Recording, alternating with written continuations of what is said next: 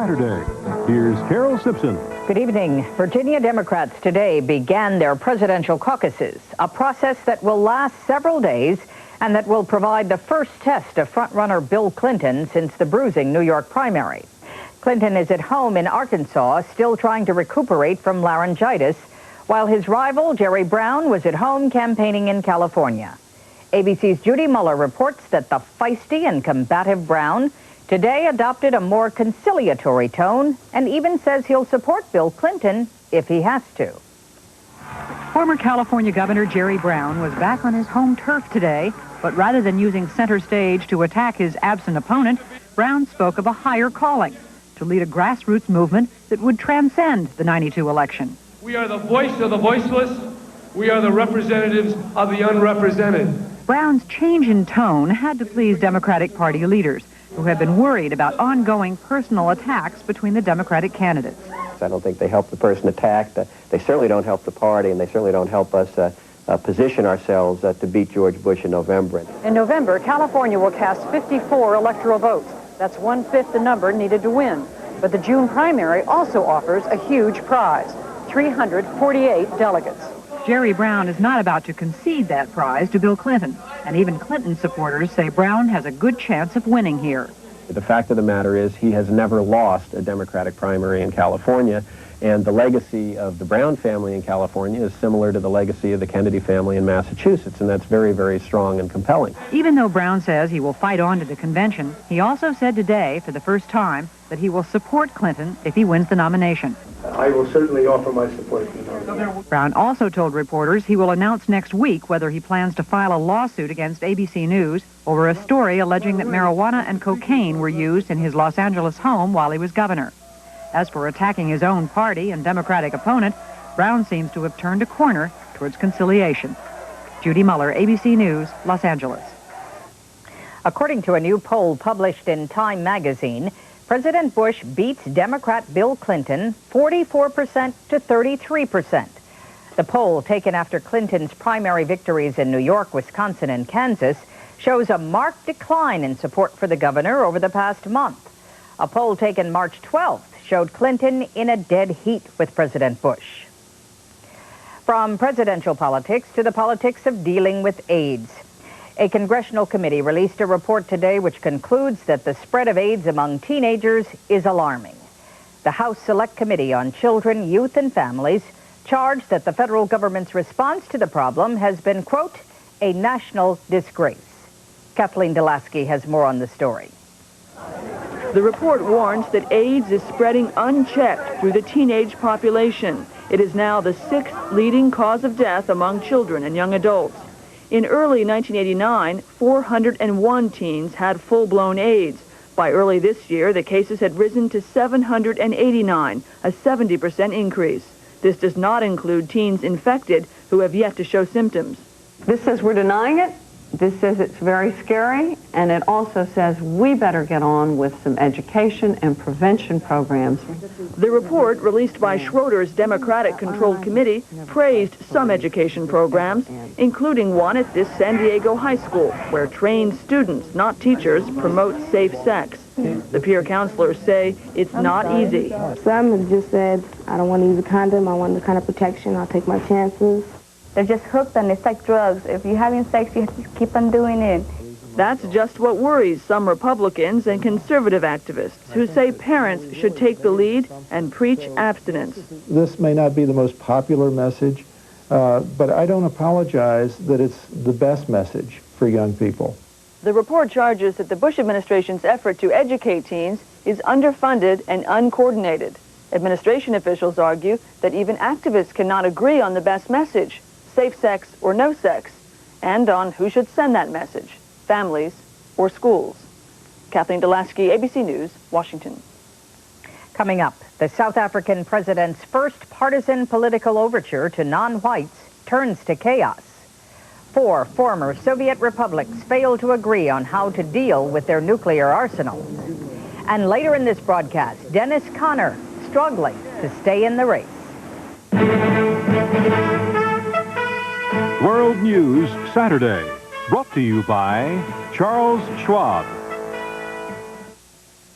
Today, Tech-Tread Shoe Corporation announced a major retail expansion in 25 U.S. cities. When I see a company that looks like a good investment, I check it out myself.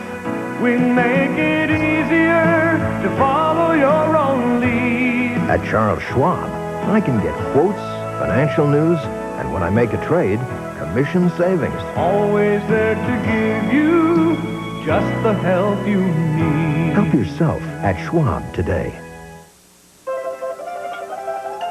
Fettuccine, tortellini, linguine. I can't pass up any eeny. But I'll pass on this grated topping. See, some grated toppings are 1/3 fats and fillers, but Kraft is 100% grated Parmesan. Kraft 100% grated Parmesan for 100% great taste. Ravioli, mustacholi, great on Olis too. They talked for 8 hours in Moscow today, the 4 former republics that became instant nuclear powers when the Soviet Union collapsed. Their goal was to come up with some formula for cutting their nuclear arsenals and for rescuing the landmark START agreement with Washington. As ABC's David Ensor reports, they failed. The talks between these 4 new nuclear powers were aimed at saving the START arms reduction treaty that the United States hammered out over many years with the former Soviet Union. Today's talks did not go well. You see that we regret very much that today we have not yet reached an agreement concerning the ratification of the START treaty. Ukraine wants its own one-on-one arms reduction talks with the United States. That contradicts the agreement the U.S. made with the former Soviet republics that Russia would speak for them all on nuclear arms and become the only nuclear power among them. The essence of the differences becomes absolutely clear and boils down to the question, 1 nuclear state or 4 nuclear states. 4 nations with nuclear weapons for the U.S. to deal with instead of 1. Russia, Ukraine, Kazakhstan, and Belarus. Ukrainian officials stress their President Kraft and their parliament are on record for a non-nuclear Ukraine in the near future. But Russian officials say if Ukraine is recognized even temporarily as a nuclear power, there's the risk it may decide it wants to keep its nuclear clout. Unless this is resolved, the U.S. could find itself forced to negotiate with fiercely nationalistic Ukraine and Muslim Kazakhstan, as well as Russia and Belarus. That might not make the world a more dangerous place, but it would certainly make cutting nuclear weapons much more complicated to arrange. David Ensor, ABC News, Moscow. It's not just military matters that the new post-Soviet Russia is having troubles dealing with. A far more profound and embarrassing problem is how Russia will deal with its millions of physically handicapped citizens, as ABC's Walter Rogers reports. Oleg was one of the invisible people. Physically flawed, Russia's disabled were for years hidden from public view. No one yet knows how many there are. But this whole situation was a more closely guarded secret than the missiles. This was a country where, of course, everybody was healthy or taken care of. That was the philosophy, the false philosophy, which everyone knew was a lie. There is a need for 3 million wheelchairs in Russia. The disabled often cannot work here. They cannot travel. There's not a single toilet in Moscow for the handicapped. Galia Chekulevia waited 34 years to get a wheelchair. Mostly, she's been a prisoner in her 9th floor apartment. It was not just an attempt to silence us. They just wanted to pretend we didn't exist. To hide the disabled and retarded, they were segregated, far from Western eyes, often warehoused in villages off-limits to non-Soviets. Ashamed of her government's abject neglect of its disabled, Maria Slobodskaya started a private charitable program. These people were not very pretty, and everything that wasn't pretty was hidden. It wasn't meant to be this way. Socialism was supposed to be more caring, more humane. But socialism shunned the individual, favoring mass production and uniformity. This Russian father received countless rejections of his appeals to collect Social Security 2 years early. There's no one else to care for his retarded son. It's not that the public was heartless or indifferent. The Russians really believed their disabled were being cared for. But the old Soviet welfare system failed to provide for its neediest, and after its collapse, there are only a few volunteer groups to care for the disabled as they struggle out of their private prisons. Walter Rogers, ABC News, Moscow. Nothing like it has ever happened before in South Africa. The country's white president ventured into a black township today to hold a political rally and to recruit black members for the ruling National Party. It was a big first step for President F.W. de Klerk, and as Don Kladstrup reports, it was a somewhat dangerous one. It was history in the making. The first time a South African president has campaigned outside the white community, looking for support from people his party discriminated against for 40 years. As cheering crowds threatened to engulf him, President de Klerk declared that the new South Africa has arrived, that the book of apartheid is closed and will remain closed. We have kept our promise. We promise that we will wipe out all forms of discrimination. De Klerk's visit to Mitchell's Plain was an attempt to change his party's image, from one that introduced apartheid to one that represents all races. Some people, however, weren't buying it. As far as I'm concerned, I mean, he's our enemy and he has no right to be here. We still don't have our democratic rights. We still don't have the vote. We still live under appalling conditions created by apartheid. A complaint echoed by the African National Congress, which condemned de Klerk's roadshow as a shocking example of political opportunism. When de Klerk tried to speak, he was drowned out by jeering crowds. When he tried to continue, his bodyguards had to shield him from pebbles tossed by the protesters. In the chaos that followed, President de Klerk gave up all attempts to finish his speech and beat a hasty retreat. Mitchell's Plain was but the first in a series of campaign stops de Klerk will be making in non-white areas to broaden his party's base of support in order to assure it of playing a leading role in the next government. It will not be easy. Don Kladstrup, ABC News, in Mitchell's Plain. When we come back, one doctor's crusade to heal the children of Iraq. Hey.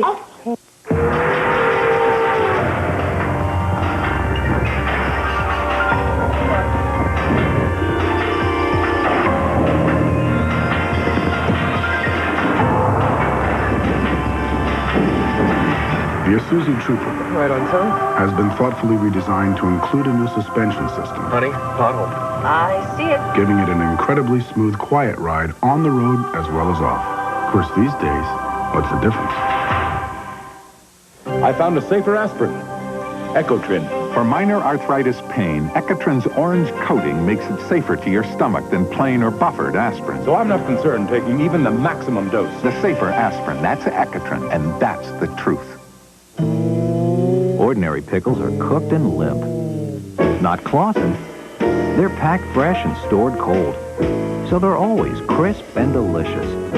Taste the difference. Cold, crisp, Claussen.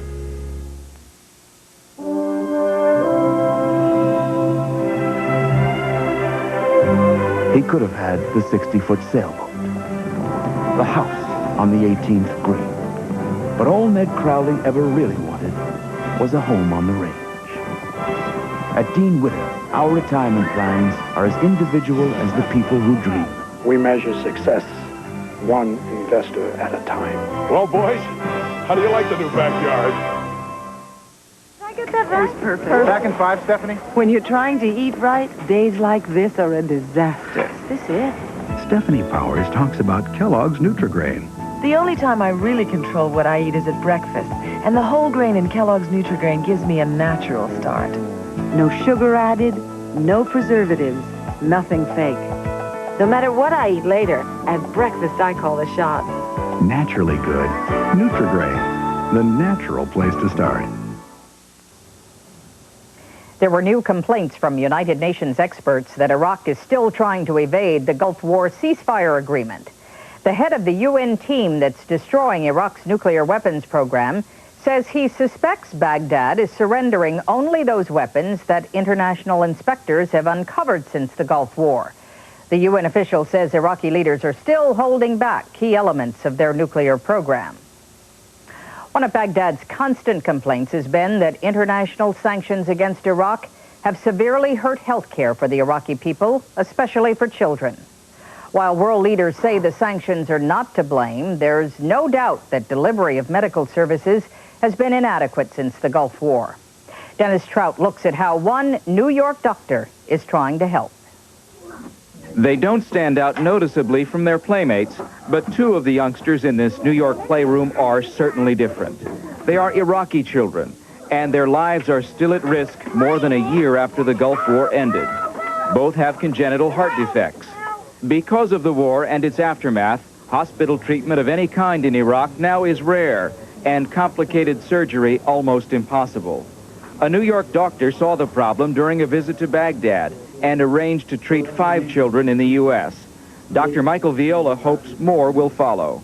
It's awful to see kids who need simple surgery dying because they can't be taken care of in their own country. Good morning. 3-year-old Marwan has been temporarily adopted by a Catholic parish, but his embrace of American pastimes may be more permanent. After several unexpected delays, Marwan's heart operation took place this week. His mother is surprised to see how her son was welcomed by Americans. The people here is very kind and lovely. They play with him, treat him very well. Marwan's friend Sarah was so ill 2 months ago when she said goodbye to her family in Iraq, she could scarcely walk without losing her breath.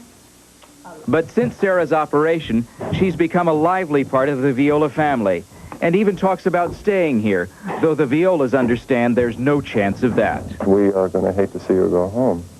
But of course she has a family in Iraq who want her back desperately, and we'll return her. The Viola family hopes that other Americans who learn about the healing of this child will begin to think about the thousands more in Iraq who still need help.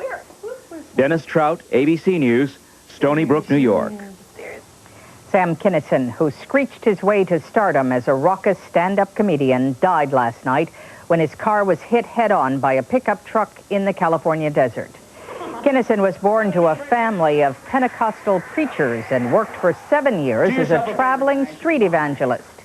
Then he turned to comedy, specializing in high-pitched, often profane humor, poking fun at marriage, homosexuals, and religion.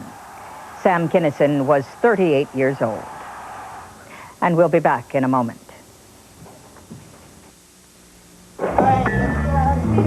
You could ease up a little. Table for 2 in about 5 minutes. Mr. Douglas, I have your table. But you're not gonna. You can stop being a perfectionist. But you're not gonna. You're not gonna change because of heartburn, and you don't have to. There's something new that's like no ordinary antacid. New Maalox Heartburn Relief. It stops the burning and helps keep it from coming back.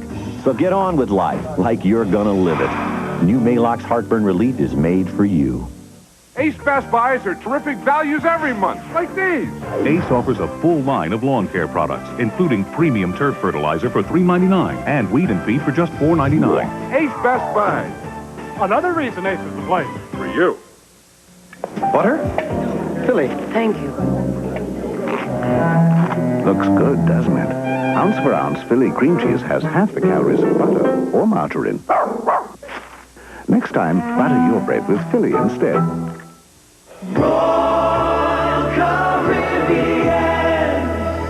Paradise surrounds me.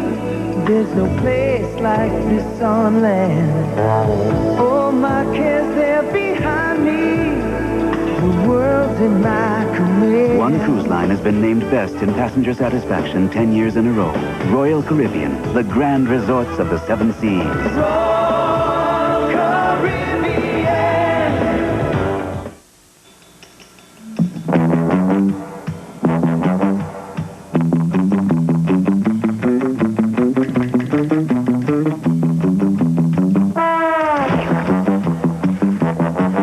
They say our personality traits are formed at an early age. presenting the 3.1-liter V6 Rodeo from Isuzu. The way we see it, it's never too late to have a happy childhood. It's time now for sports. Let's go to Ray Gandolf in New York for some good news for hockey fans and a look at the surprise underdog in the America's Cup race. Hi, Ray. Hello, Carol. The National Hockey League's players' strike, which began on April Fool's Day, has been settled. The season will be completed before the Stanley Cup playoffs begin. The third round of the Masters Golf Tournament in Augusta, Georgia was delayed by rain. Players who did not finish today will finish tomorrow before the final round. In the Bluegrass Stakes in Kentucky, Pistols and Roses, leading almost all the way, survived a challenge from Conte di Savoia on the rail and won a photo finish. Stars and Stripes, skippered by Dennis Conner, lost its race today against America Cubed, but remains alive as a potential defender of the America's Cup. Which means, as Gary Shepard reports, that David is hanging in there and the tortoise is still chasing the hare. Mention the America's Cup, and most people immediately think of Dennis Conner, the man who has won yacht racing's most coveted trophy 4 times. But this year, despite his record and his reputation as a tough competitor, Conner is a serious underdog. Last month, he broke his mast, an accident that cost $600,000. And there have been other problems. Yet somehow he has managed to hang on by his fingernails, despite having only one boat and, at $20 million, the smallest budget of any of this year's entries. We've actually raised more money this time than we ever have before. It's just that when you have the Italians spending $100 million, Japanese spending $85 million, Bill Koch spending $75 or $80 million of his own money, it doesn't look like we've done well. Bill Koch is the multi-millionaire industrialist whose America Cubed syndicate is fighting against Conner for the right to defend the Cup next month against whoever becomes the foreign challenger. Koch has built 4 different boats since he entered the competition, each new model containing improvements in weight and design aimed at increasing the speed.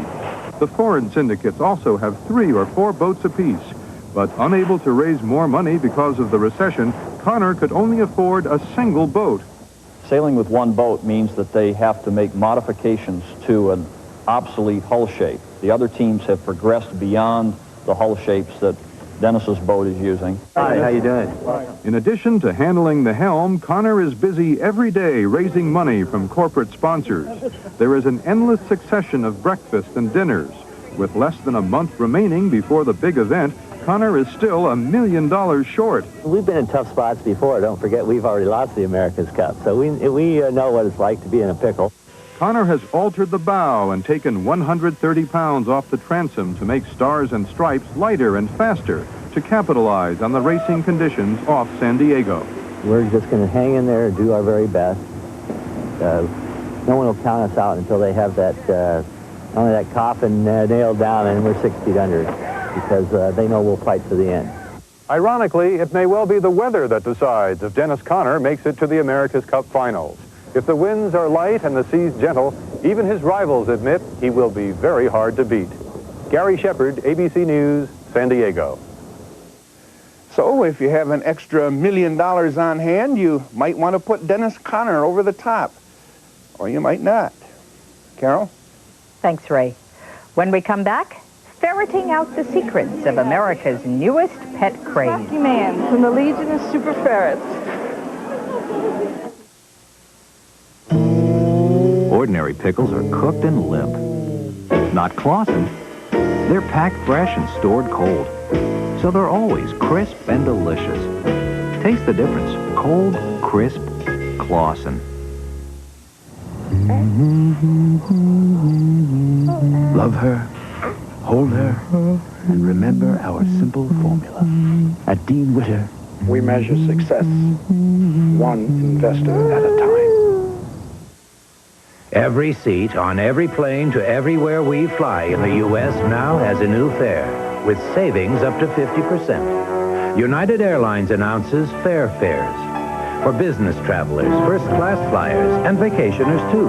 Now everyone who flies will find dramatic savings and exchangeable, more flexible tickets. It's our economic plan to lift the nation from the airline that's uniting the world.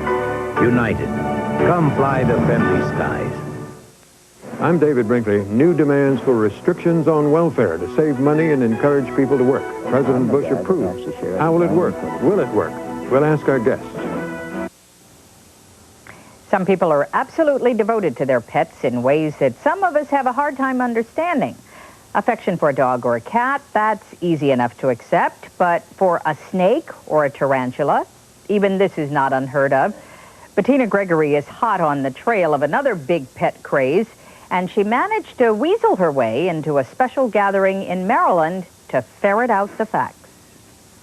In the movie Kindergarten Cop, Arnold Schwarzenegger brings a ferret into the classroom.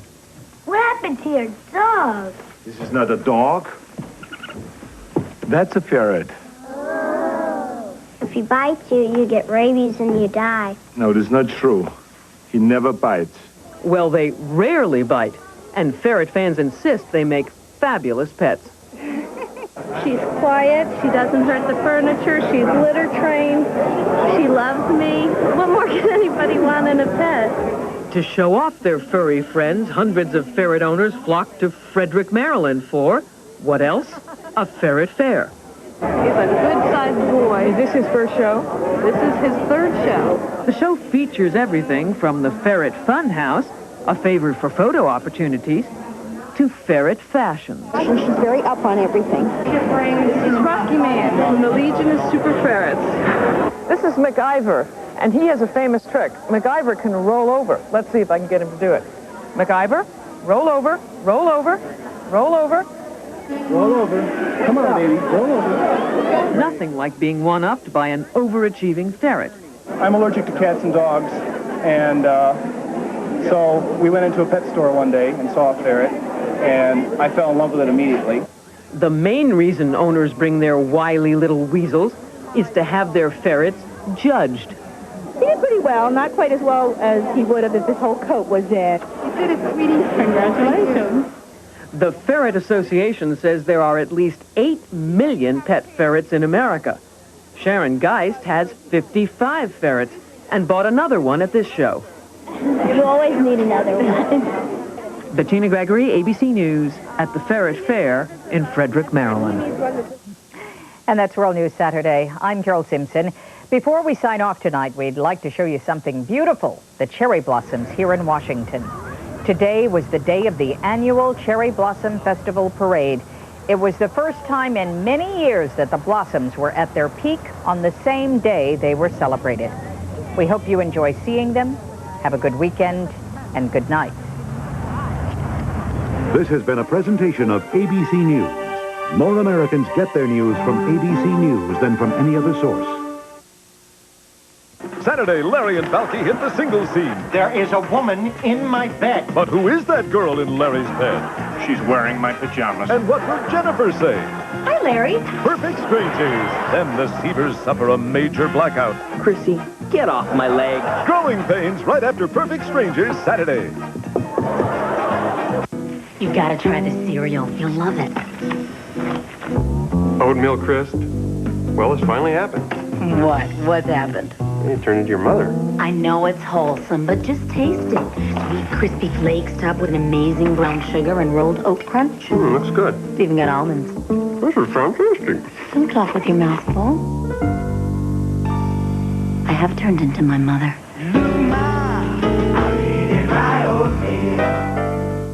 Well, you can talk about this, and you can talk about this. But when you're talking about this, you're talking Toad. Toad, holler! Hey, come on out to the Toad, because Sunday, April 12th, the Toad turns back the clock. Starting at 1 p.m., we'll have vintage cars, hamburgers, and hot dogs, and a live broadcast with Dick Youngs of KIOA Radio. Then at 7 p.m., 3 great bands, Danny and the Dreamers, the Rumbles, and the Coasters in concert. So dress the part. Hey, we have all the fun out here. Oh, where's that? At Toad Holler. Toad Holler! Where just plain fun always rules the roost. Partly to mostly cloudy this evening with temperatures in the 40s. Welcome to Hee-Haw! Starring Roy Clark and special guest stars Lionel Cartwright, Marty Stewart, the Remingtons, Claussen. Along with the whole Hee-Haw gang, Grandpa Jones and George Lindsay. Lulu Roman and Donna Stokes. Gordy Tabb and Erlene Mandrell. Becky and Lindy Norris. Gaylord Sartain and Dawn McKinley. Alice Hathaway Ripley and Dennis Stone. Linda Thompson and Gary Muledeer. Mike Snyder and Billy Baker. Bill Campbell and Pedro Tomas. The Hee-Haw Singers. Charlie McCoy and the Hee-Haw Band. Now here's your host, Roy Clark.